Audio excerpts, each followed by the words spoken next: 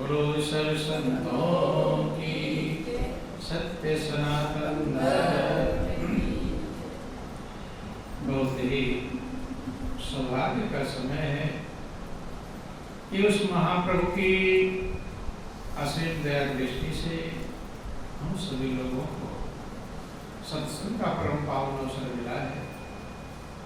ये प्रभु की बहुत बड़ी कृपा कहलाती है और बहुत बड़ी दया कहलाती है। जिसने भी अपने जीवन की मंजिल को पाया, जीवन की सच्चाई को समझ पाया, जीवन के लक्ष्य को प्राप्त कर पाया, महापुरुष कहते हैं वो एक रास्ता है, वो है सत्संग का, दूसरा कोई रास्ता नहीं।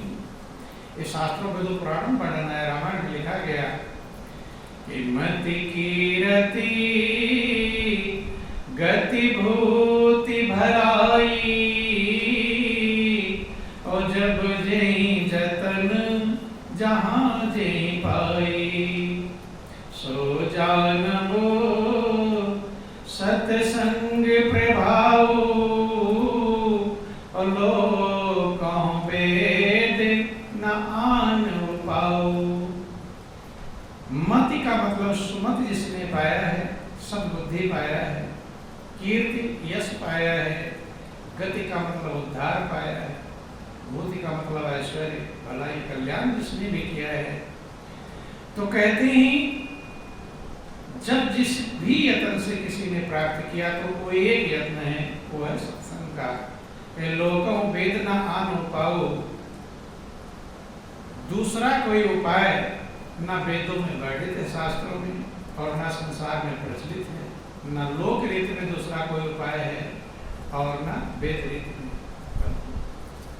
क्योंकि सत्संग ही हमारे हृदय रूपी दर्पण को साफ करता है, और जब हृदय का दर्पण साफ होता है तब सच्चाई दिखाई पड़ती है और तभी कुछ समझ में आता है।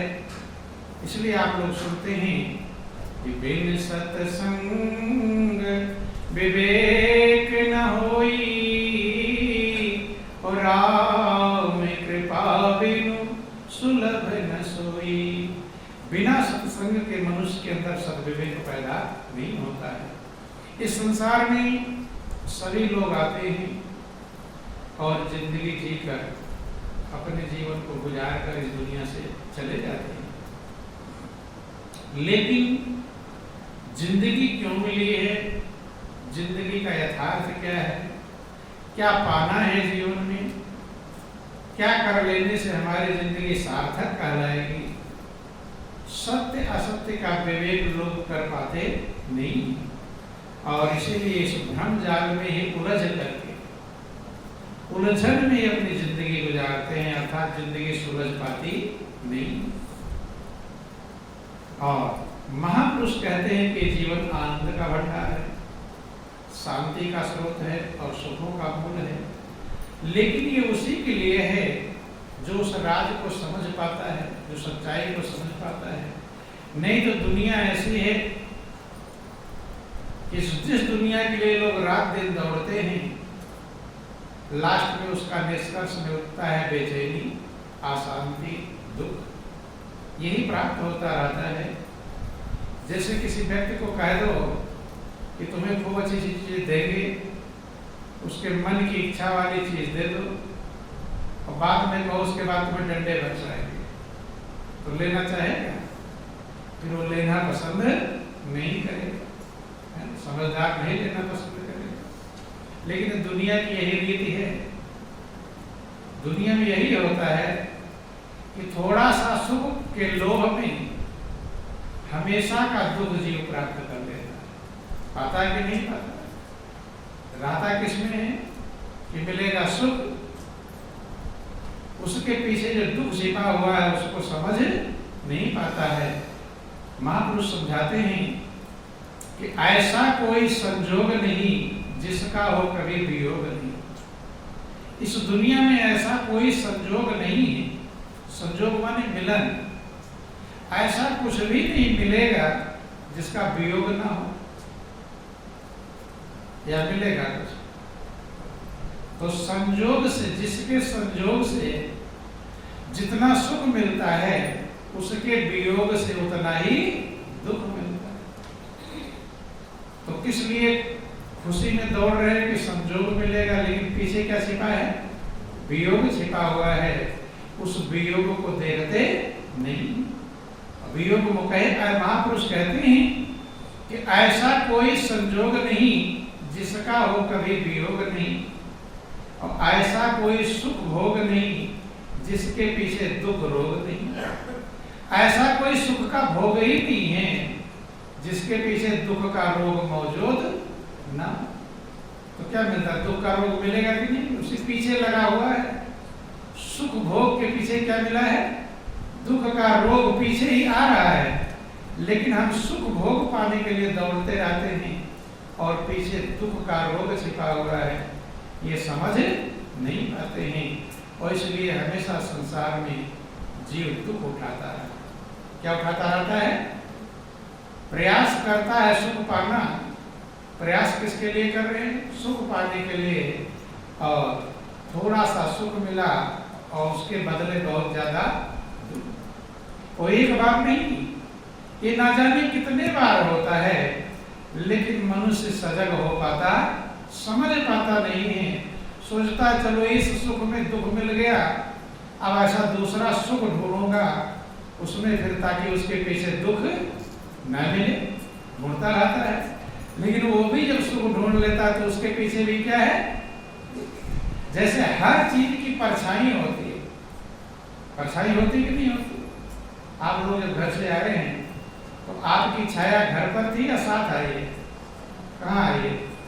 तो यहाँ अंदर आए तो छाया बाहर रह गई। छाया बाहर रहने वाली साथ ही आती है।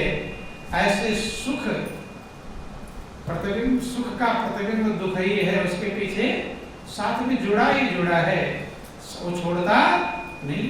वो साथ छोड़ता नहीं तो इसीलिए लोग सुखी हो पाते नहीं। साथ ही रहते पीछे ही। जैसे थोड़ा सा सुख मिला और उसके पीछे, और यही करते जिंदगी गुजर जाती है। लेकिन मनुष्य नहीं समझ पाता। एक बार धोखा खा जाए। महापुरुष कहते कि दूध की जली बिल्ली मट्ठा को, छाछ को क्या करती है? भूख के पीती। वो जानवर है, वो पशु है। पशु भी एक बार दूध जल जाए फिर छाछ को सीधे नहीं पीती, फूंकती है कहीं ये भी गर्म ना हो। लेकिन मनुष्य पशु से भी गया गुजरा है। वो 100 बार जलता है फिर भी फूंकता नहीं।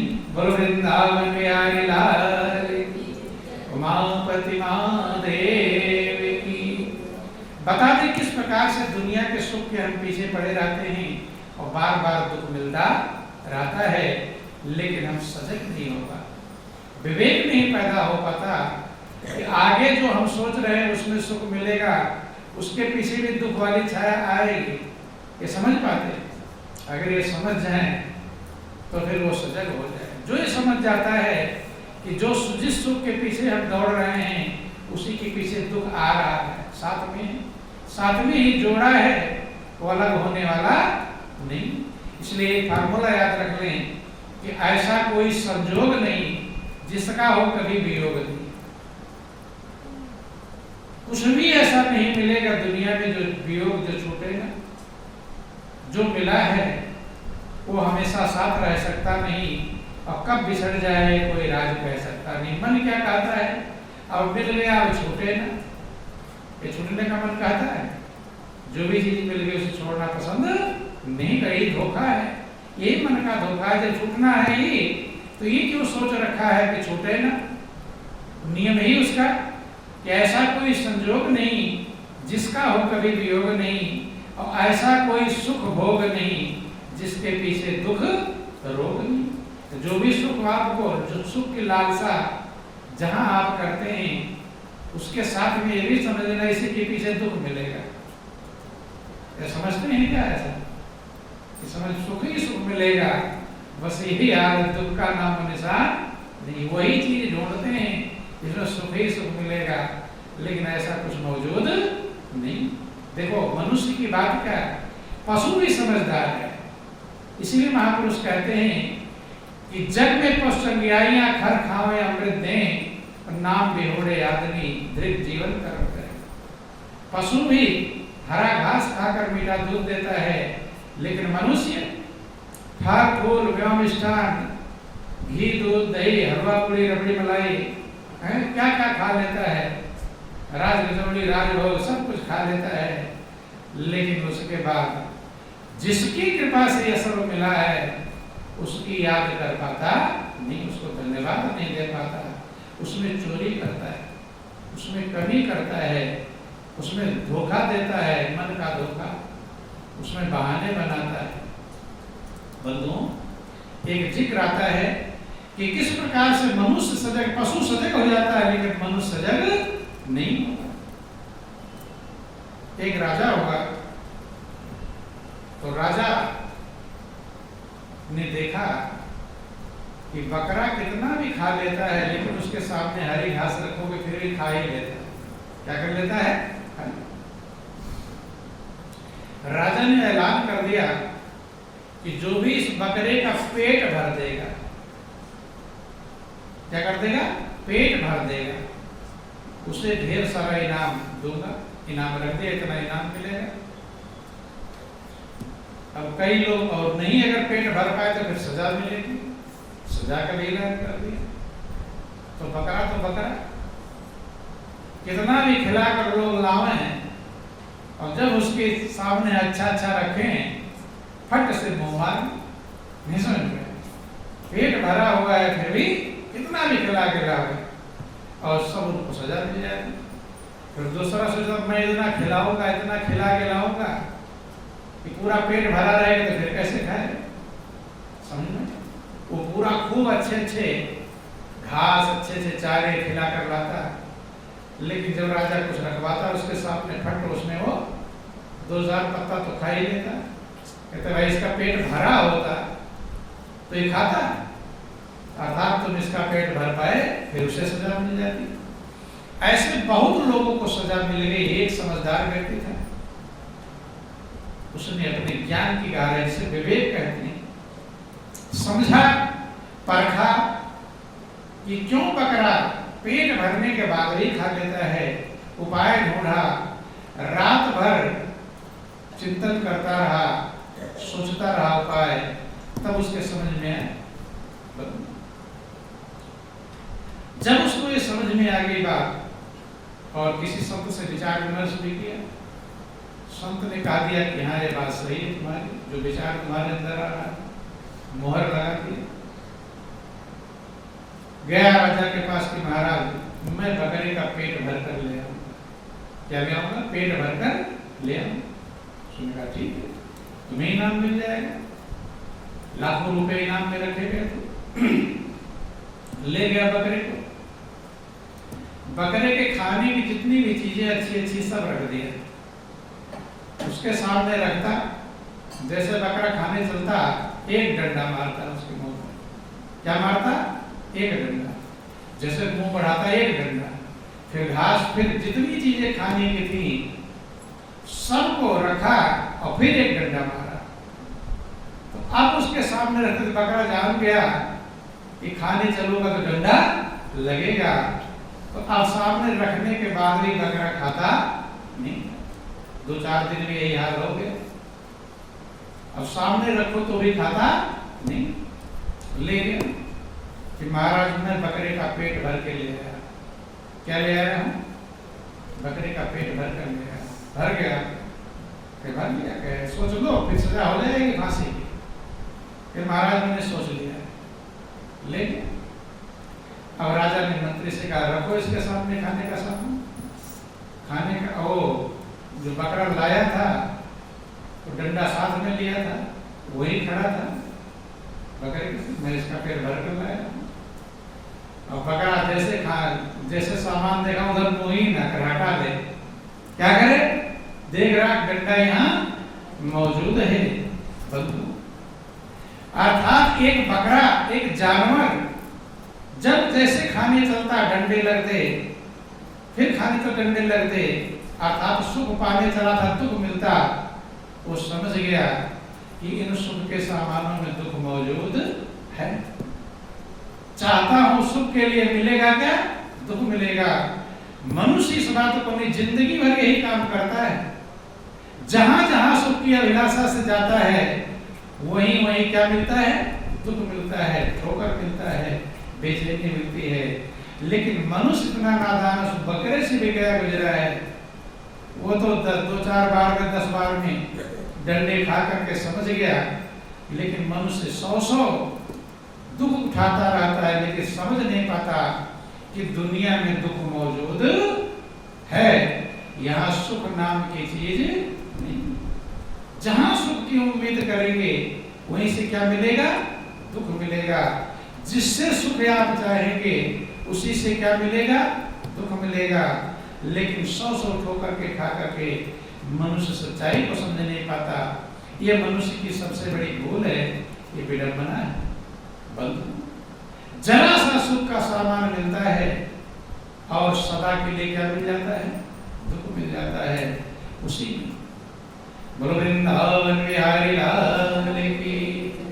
रामायण में पढ़ लाया कि कांच की रिच बदले तेले ही, और करते डारी परस मनि देई, ताहि कबहु भलकारी न कोई, गुंजा ग्राह्य परस मनि खोई।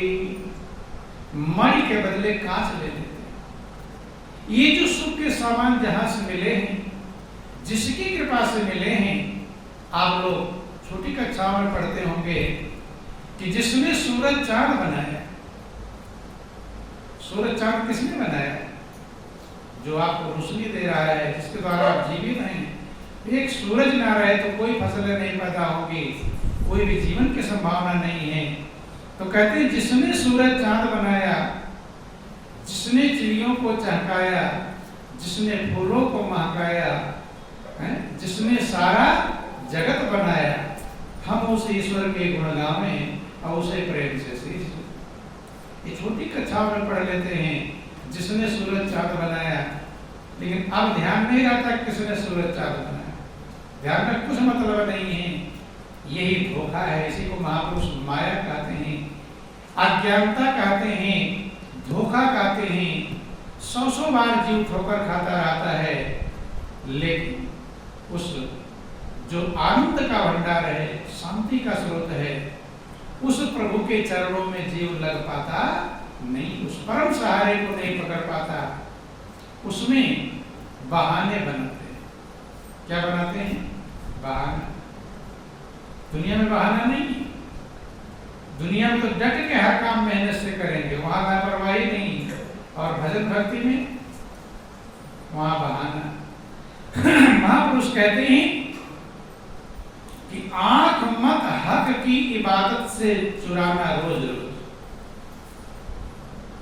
हक माने सत्य, परमात्मा। इबादत माने उसकी याद, दुआ, बंदगी।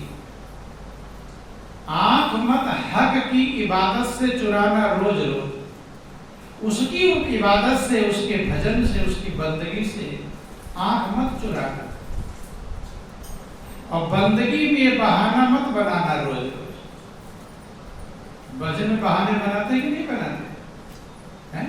भजन में बहाने हैं, और दुनिया के काम धंधे में वहां बहाने का कोई मतलब नहीं। ये भूल है, ये चूक जाता है कि आंख मत हक की इबादत से चुराना रोज रोज। आंख मत हक की इबादत से चुराना रोज रोज। बंदगी में यह बहाना मत बनाना रोज रोज। बंदगी में यह बहाना मत बनाना रोज रोज। कहते हैं उस परमात्मा की, उस सत्य की, उस हक की इबादत से आंख मत चुराना, जी मत चुराना। अर्थात उसकी इबादत करना जिसने दिया है।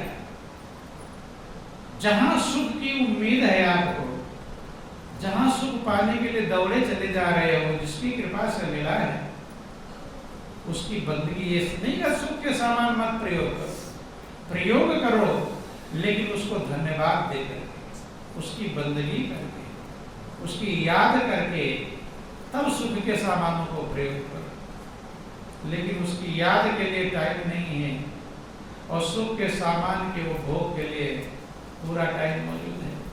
जिसने टाइम दिया है, लोग क्या कहते हैं, क्या कहे, बहुत बिजी रहते हैं, टाइम नहीं मिलता भजन के लिए, कहते कि नहीं कहते, क्या कह रहे, हम तो बहुत बिजी हो गए हैं। क्या मिलता, टाइम नहीं मिलता है। लेकिन टाइम दिया किसने है? भगवान भी सोचे तुम बहुत बिजी हो और मेरे लिए तुम्हारे पास टाइम नहीं है, तो हमारे पास भी अब तुम्हारे लिए टाइम नहीं। टाइम दिया किसने आपको? कभी गौर कर लेना। जिसके लिए आपको टाइम नहीं उसी ने टाइम दिया है, जिसने टाइम दिया है उसी के लिए हमारे पास टाइम नहीं।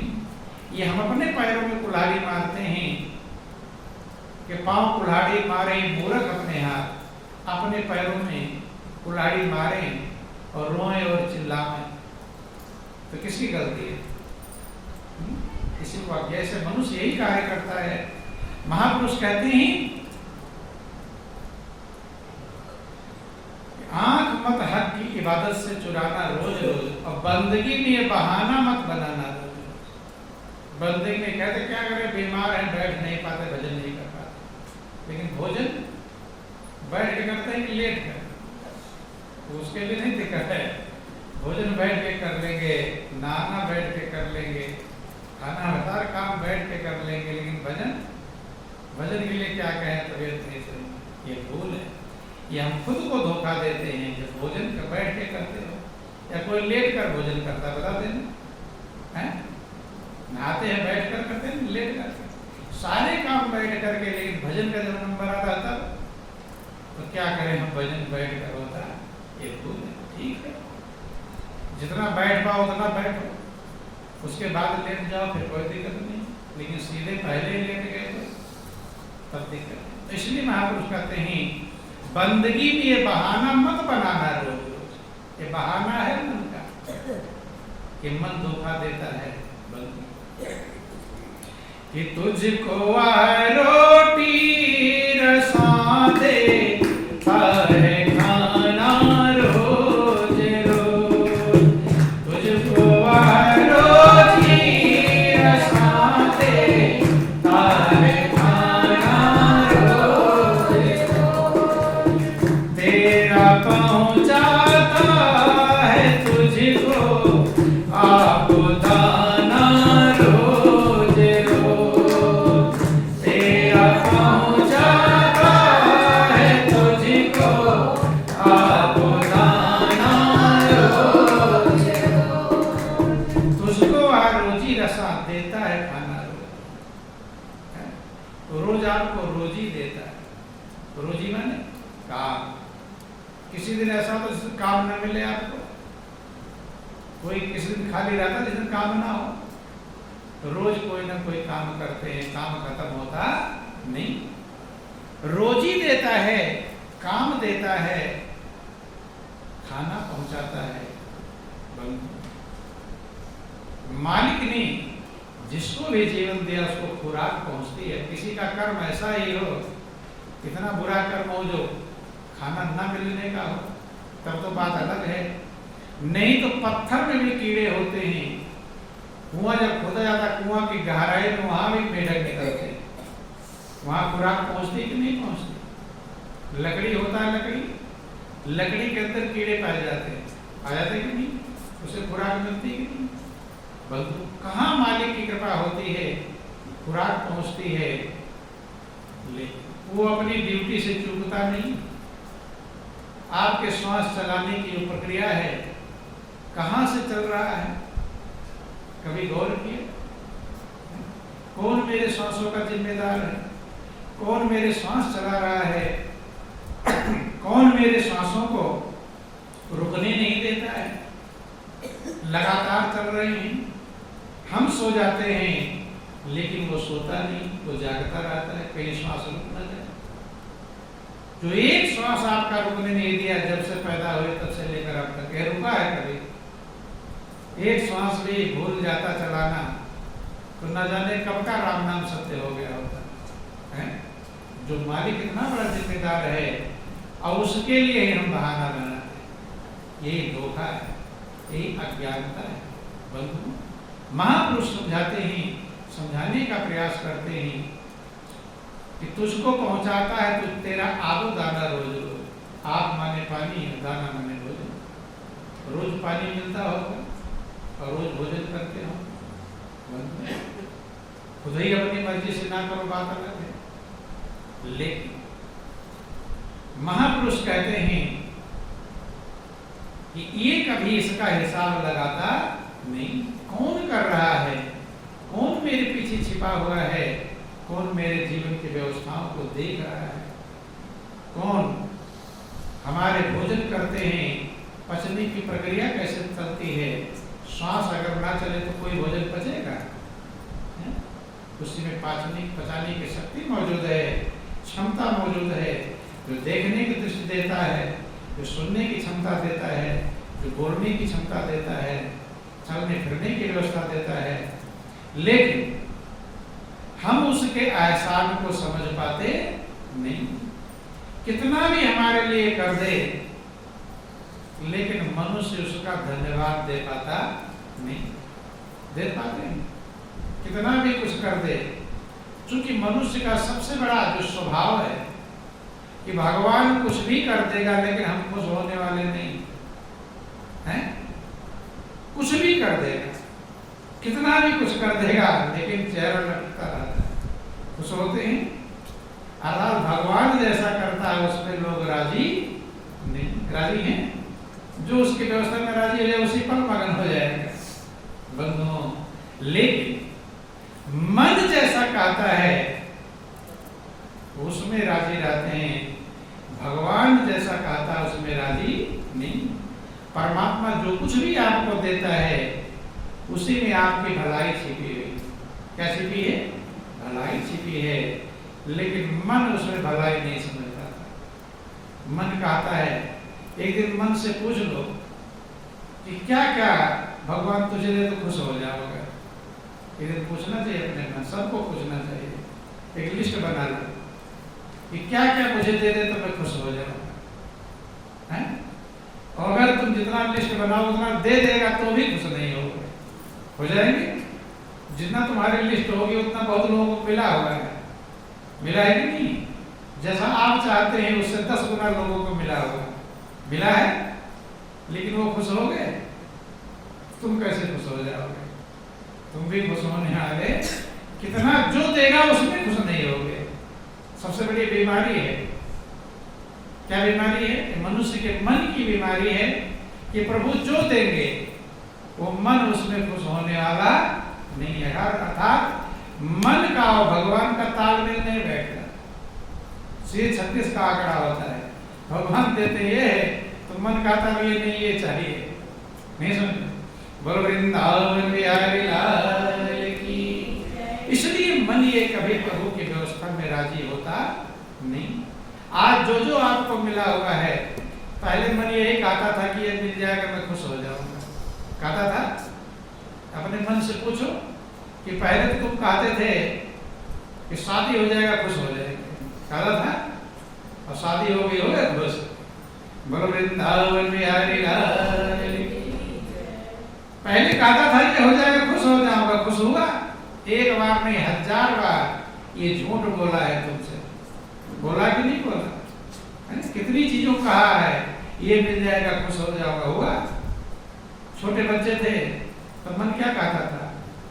वो वाला खिलौना मिल जाएगा मैं खुश हो जाऊंगा, और मुझे कुछ नहीं। माँ से रोता है कि नहीं रोता? बस मुझे वो दिला दो, वो वाला खिलौना, मुझे वो कुछ नहीं चाहिए, कहता है। और जो मिल जाता है तो खुश हो जाता है। फिर दूसरा, ये इसलिए इस धोखेबाज को लोग धोखेबाज नहीं समझ पाते। समझते हैं? मन को कभी समझे धोखेबाज? ये बहुत बड़ा है, कैसे समझते हैं? प्रिय मित्र है जो एक आता है बस उसी पर चल देते हैं। इससे बड़ा मित्र कोई है? दुनिया में कितने मित्र होंगे? लेकिन कोई भी उनका कहना उतना नहीं मानता होगा जितना कहना मन का मानता है। मानता है या कोई मित्र के मन को छोड़कर मित्र का कहना मान लेता है? मित्र का भी कहना तब मानोगे जब मन हाँ कह देगा।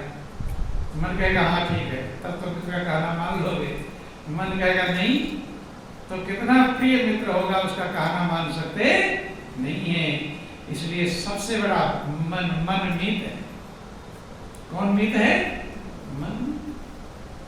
महापुरुष कहते हैं कि मन मित्र को छोड़ना पड़ेगा, क्योंकि इसने ना जाने कितने बार तुम्हें उल्टा पाठ पढ़ाया है। कितने बार कहा ये काम कर दो मैं खुश हो जाऊं, कहा है? खुश हुआ? बोलो वृंदावन बिहारी लाल की। कितनी बार कहे हैं, लेकिन ये मन खुश हुआ नहीं।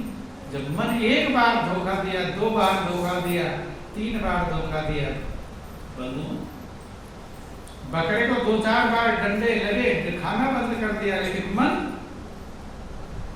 महापुरुष कहते हैं कि देखना इंद्रियों के ना घोड़े भगे, इनको संयम के दिन रात कोड़े लगे। संयम का कोड़ा लगना चाहिए, नहीं तो घोड़ा कहाँ ले जाएगा। घोड़े पर सवार बैठ जाता है तो चाबुक को मजबूत टाइट करके रखता है कि नहीं, और ढीला छोड़ दे तो फिर तो घोड़ा कंधे में कहाँ ले जाएगा। ऐसे मन ये घोड़ा है। क्या है मन? घोड़ा। इसका चाबुक तुम लोग टाइट रखते हो, ढीला।